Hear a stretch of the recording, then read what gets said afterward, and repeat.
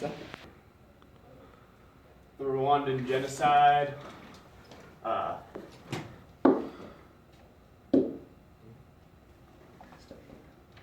Nope, we're good. Alright, so this is my map of Africa, and all these arrows show you where Leah went.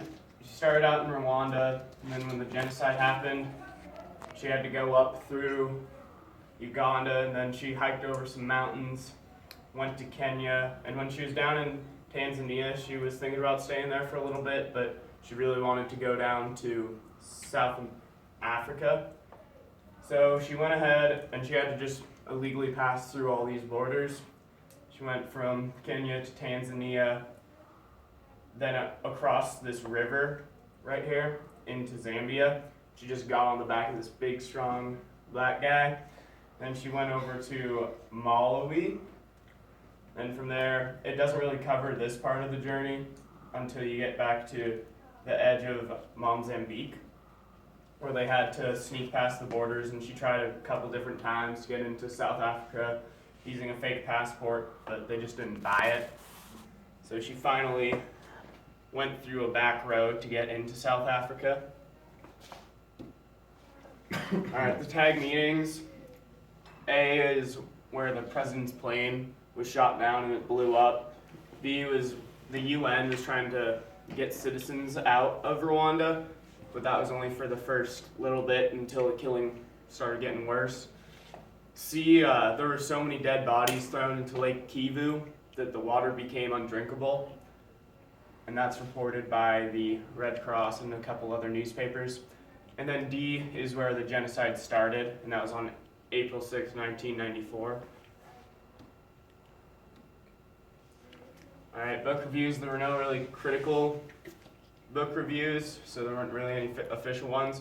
My personal review is this book opened my eyes to a different culture that has pretty different values from Americans. They didn't really have like a monetary based system. They didn't care as much about money, and they tried to help each other out. The only issue I had is that some of the events that happened seemed a little too good to be true. Like, so many people just went and helped her out that it's hard to tell if she was just making some of it up just to get a better story going and whatnot. But the struggle this girl went through showed how strong the human spirit truly is, and that it can withstand lots of punishment. But at the same time, it showed me that it's really easy to convince people to do things that they normally wouldn't do just because they're misinformed. Alright, in this book, it covers the Rwandan genocide from the perspective of a 15-year-old girl named Leah. She started out with kind of a silver spoon in her mouth. She was pretty rich, and then she ended up getting pregnant by her boyfriend, which was not allowed because you were supposed to be married before you had children. But she went on and she became a model, actually. And then she had to travel across many miles of dangerous African land, usually through the wilderness at night, while being hunted down by the Hutu militia. And she just encountered multitudes of dead bodies, which are reported in other newspapers. She even had to remain under a pile of bodies to convince people that she was dead so she could actually get away. And then once she escaped, she survived due to the miraculous charity of others. And then she gets to South Africa with her son Leah, and she gets reunited with her husband and father of her child, who she thought was dead in the genocide. Alright, historical overview, effects and causes. So the causes of this was, of course, the death of the president. And what happened was it was staged by the Hutus, because there was already racial tensions between the Hutus and the Tutsis. And so the Hutus shot down the president's plane to set up the Tutsis so they could kickstart the genocide. And the economy was weak and unstable, which caused even more tension. Alright, effects. The Hutus had fled Rwanda after the RPF, which is the Rwandan Patriotic Front, captured Kigali, which is the capital. At first, they tried to institute a multinational government, which had Hutus on the board, but it's so part of the Tutsi left. Okay, you're good. Yep. This soon fell apart into a Tutsi-led government. And then even though the killing in Rwanda was over, the war just kind of moved over to the Democratic Republic of Congo. And it's caused up to 5 million deaths. The UN has tried to stop it, but they have not succeeded. Alright, outside national involvement. During the first week of the killings, Western nations sent in troops to get citizens out, and then they just left as the killing became worse. And then eventually the UN just left and gave over full power to the Hutu militia. The UN intervened again on May 16th, 1994. They set up stations to let Tutsis get safe passage from Rwanda, but at the same time they helped a bunch of the genocide conspirators to go free as well. For US involvement, we went in and then got out our own people and just left. During the 3 months of the genocide conflict, President Clinton never assembled his top policy advisors to talk about the killings. This was because it was politically safer to just be passive and not do anything about it. The US didn't want to send in troops of their own from anywhere. This fear came from the Pentagon. They didn't want to waste any money, and they didn't want to get involved, so it couldn't come back to bite them in the butt later. Neither the UN nor the US attempted to expel any of the genocide conspirators from the UN Security Council. For who was right and wrong, trying to say who was right in a war is a difficult thing. It's easier to say just who was more so wrong. The RPF, I'd say, was probably the least at fault because they were fighting the genocide, and in doing so, they actually started to kill the Hutu the same way the Hutu were killing the Tutsis, which didn't really make them any better. Then the Hutu were obviously to blame because, they started the genocide and they just murdered people without thinking on it a second time. But the leaders of the genocide were at the most fault because they were the ones who manipulated and convinced their citizens to do these horrific acts. And then the bystanders aren't just right or wrong or neutral. They're in the wrong because they had the chance to act, but they had too much cowardice, so they did not.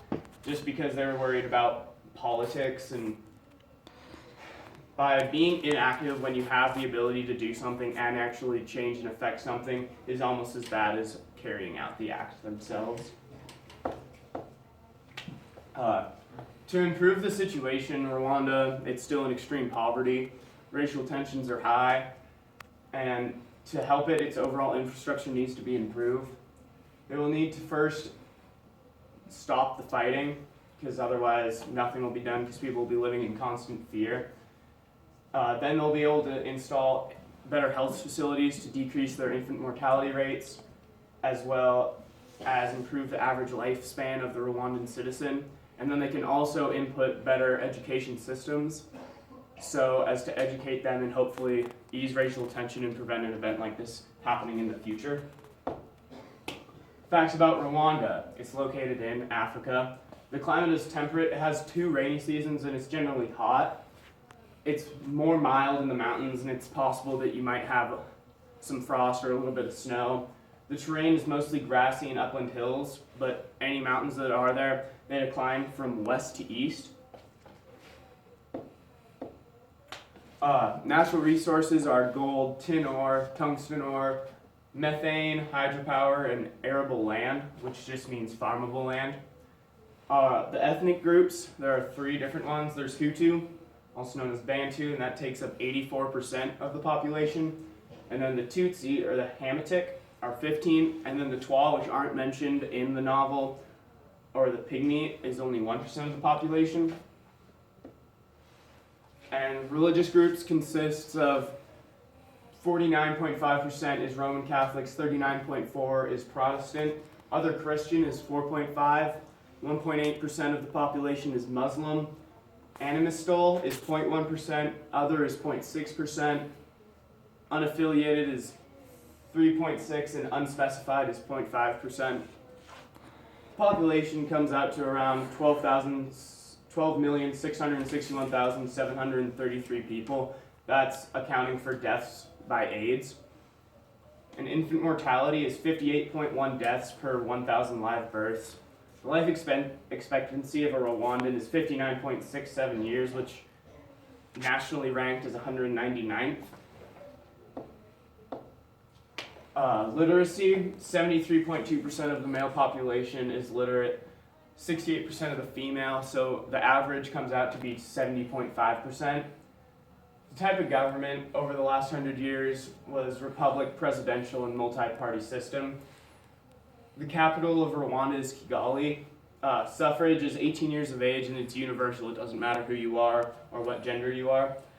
The income rates per capita is about $1,700 a year. And then 44.9% of their population is below the poverty line. And that puts them 145th on the international economy rankings. Glossary: arable is land usable for growing crops. Atrocities is an extremely cruel or wicked act. And then RPF is the Rwandan Patriotic Front. Done.